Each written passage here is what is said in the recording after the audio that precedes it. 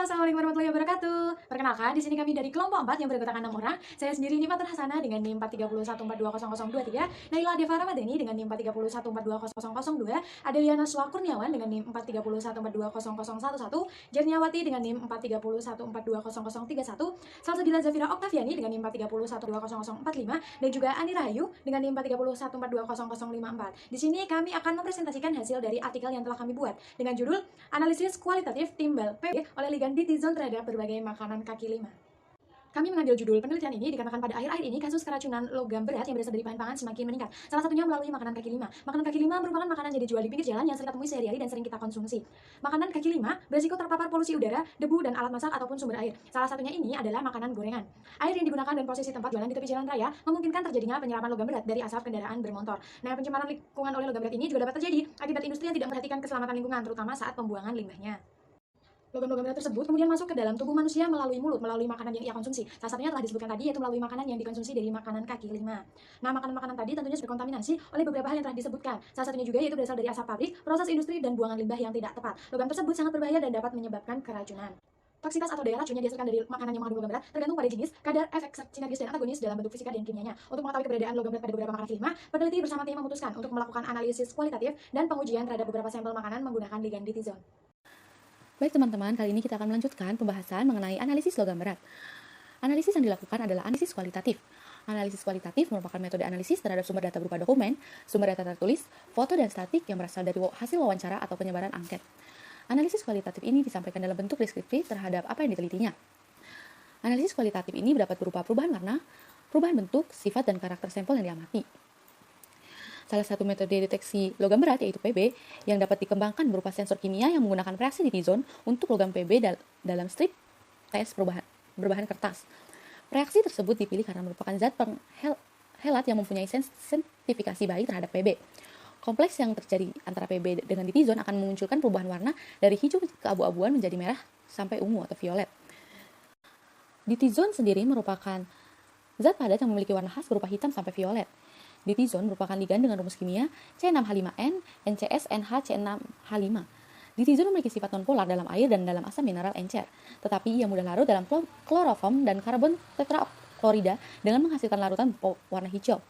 Ditizon ini merupakan reagensia yang berbaik untuk menganalisis logam-logam dan ia cenderung beroksidasi menjadi diphenylkarbadiozon. Pada penelitian ini menggunakan dua metode penelitian. Yang pertama yaitu metode studi literatur. Menurut Daniel dan Warsiah 2009, yang dimaksud dengan studi literatur yaitu penelitian yang dilakukan oleh peneliti dengan mengumpulkan sejumlah buku-buku, majalah yang berkaitan dengan masalah dan tujuan penelitian. Cara ini digunakan untuk menemukan referensi teori yang relevan sebagai rujukan yang sesuai dengan topik permasalahan yang sedang diteliti. Dengan mengumpulkan beberapa literatur, diharapkan peneliti akan memiliki wawasan yang luas terkait dengan topik yang diteliti, sehingga akan meminimalisir terjadinya kegagalan dalam penelitian. Metode yang kedua menggunakan internet searching. Menurut teori internet searching berdasarkan teori Sarwono 2005, internet searching atau pencarian secara online merupakan pencarian dengan menggunakan komputer yang dilakukan melalui internet dengan alat atau software pencarian tertentu pada server-server yang telah tersambung dengan internet yang tersebar di berbagai penjuru dunia. Metode ini digunakan sebagai salah satu cara dalam mengumpulkan data karena pada internet memiliki berbagai macam informasi yang akan mendukung peneliti dalam penelitian. Dengan menggunakan internet searching, diharapkan peneliti lebih fleksibel dan efisien dalam mencari data yang diperlukan sehingga akan menghemat waktu dan pengerjaan suatu penelitian. Logam timbal merupakan mengenai analisis kualitatif untuk menguji adanya timbal dalam bahan makanan. Pertama, yaitu tahap pengambilan sampel. Sampel yang digunakan pada proses uji kualitatif kandungan timbal merupakan beberapa bahan makanan yang dijual pada tempat terbuka dan tidak tersimpan dalam kondisi yang rapat. Contohnya yaitu batagor, bele-bele, tempe goreng, tahu goreng, cireng, ayam goreng, serta ayam penyet. Pengambilan sampel dilakukan dengan cara membeli sampel tersebut pada pedagang yang menjajakan bahan makanan yang digunakan sebagai sampel. Tahap kedua yaitu tahap penanganan sampel. Sampel yang telah diambil kemudian dilakukan proses penanganan sebelum dilakukan analisis. Penanganan sampel dilakukan dengan tujuan agar sampel dapat lebih mudah dianalisis pada tahap berikutnya. Tahap penanganan sampel dilakukan dengan langkah yaitu mencuci sampel hingga bersih, kemudian sampel dikeringkan. Pada proses pengeringan ini yang dilakukan yaitu cara diangin-anginkan. Kemudian setelah sampel kering lalu dipotong kecil-kecil dan dihaluskan. Hal ini bertujuan akan memudahkan pada proses pengabuan. Selanjutnya adalah pengabuan kering. Untuk bisa mengetahui adanya timbal pada suatu makanan, langkah yang dilakukan setelah penanganan terhadap sampel adalah pengabuan kering yang hasilnya berupa larutan sampel. Pengabuan kering merupakan bagian dari proses destruksi di mana Destruksi pengabuan kering ini dilakukan dengan cara pemanasan sampel pada suhu tinggi hingga diperoleh abu kering yang kemudian dilanjutkan dengan pelarutan pelarut asam. Pelarut yang digunakan biasanya adalah asam nitrat, asam sulfat, asam perklorat, asam klorida yang baik digunakan dalam bentuk tunggal maupun campuran. Pengabuan kering dilakukan dengan tujuan agar mineral yang terdapat pada sampel dapat terlepas dan matriks senyawa besar seperti protein, lemak, dan karbohidrat juga dalam keadaan bebas. Langkah yang dilakukan dalam pengabuan kering yang pertama ada pemberian H2SO4 pekat dalam air dengan perbandingan 1:1. Tujuannya adalah untuk memutuskan ikatan protein yang terdapat dalam sampel dan juga untuk mempercepat reaksi terputusnya timbal dari senyawa organik yang ada dalam sampel makanan. Yang kedua, memanaskan sampel hingga menjadi arang. Dalam proses ini, penambahan H2SO4 akan menghasilkan endapan putih PbSO4 dan setelah dipanaskan, endapan tersebut akan membentuk ion Pb2+. Yang ketiga, menambahkan larutan asam nitrat pekat dengan perbandingan 1:1 yang bertujuan agar sampel yang sudah menjadi arang tersebut mudah teroksidasi. Selain itu, tujuannya adalah untuk melarutkan logam timbal yang telah tereduksi pada proses pengabuan. Asam nitrat merupakan oksidator yang kuat yang dapat mendekomposisi matriks organik dalam sampel sehingga dapat mempercepat reaksi terputusnya timbal dalam sampel tersebut. Selanjutnya adalah memanaskan sampel. Hal ini bertujuan agar zat-zat organik yang terdapat pada sampel tersebut bisa menguap sebanyak mungkin. Dilanjutkan dengan pengabuan sampel yang dilakukan dengan cara memasukkan sampel ke dalam tanur. Selanjutnya, menambahkan HCl pekat dengan perbandingan 1:1 yang bertujuan untuk mempercepat reaksi terputusnya timbal pada senyawa organik yang terkandung pada sampel. Selanjutnya, memisahkan antara filtrat dengan residu dengan cara menambahkan 10 ml air pada hasil sampel langkah sebelumnya menggunakan kertas saring bebas abu. Langkah selanjutnya, memindahkan larutan hasil saringan. Larutan hasil saringan tersebut dimasukkan ke dalam labu ukur dengan ukuran 50 ml dan ditambah aquades sampai batasnya, dan jadilah larutan sampel.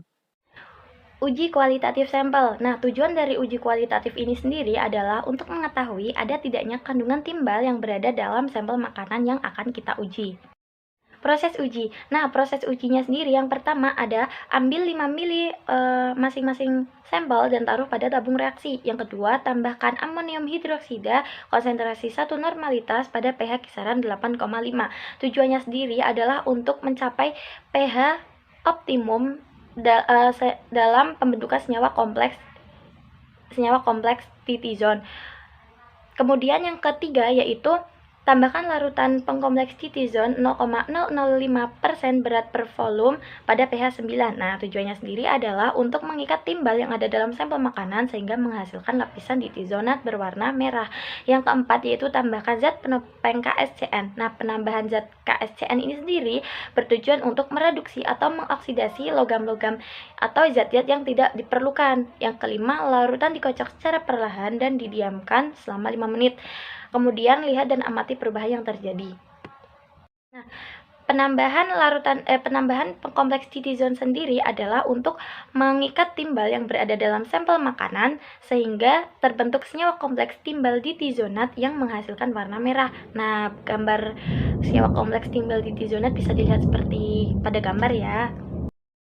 Sampel dan hasil uji. Di sini dalam uji ini kita memakai 7 sampel yaitu ada batagor, bala-bala, tempe goreng, tahu goreng, ayam penyet dan cireng. Nah, kita ambil masing-masing sampel dari 2 pedagang yang berbeda untuk mengetahui ada tidaknya kandungan timbal dan layak atau tidaknya dikonsumsi makanan tersebut.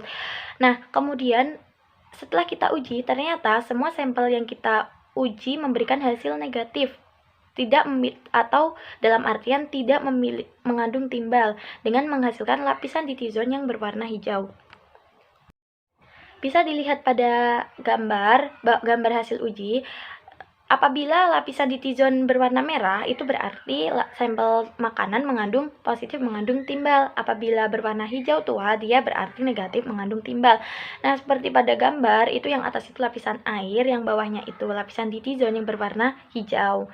Nah, kalau yang berwarna hijau itu, maksudnya lapisan titizonnya itu berwarna merah, berarti sampel tersebut positif mengandung timbal. Setelah dilakukan uji kualitatif dengan menggunakan kompleks Pb titizon, dapat dinyatakan bahwa sampel terbentuk warna merah pada bagian dasar larutan maka hal tersebut mengindikasikan hasil positif bahwa sampel mengandung timbal. Sedangkan jika sampel terdapat warna hijau pada bagian dasar, maka sampel dinyatakan negatif mengandung timbal. Hasil uji terhadap beberapa sampel makanan, yakni seperti batagor, bala-bala, tempe goreng, tahu goreng, cireng, ayam goreng, serta ayam penyet, didapatkan hasil bahwa seluruh sampel tersebut memberikan warna hijau pada bagian dasar larutan, sehingga dapat dinyatakan bahwa sampel makanan tersebut negatif mengandung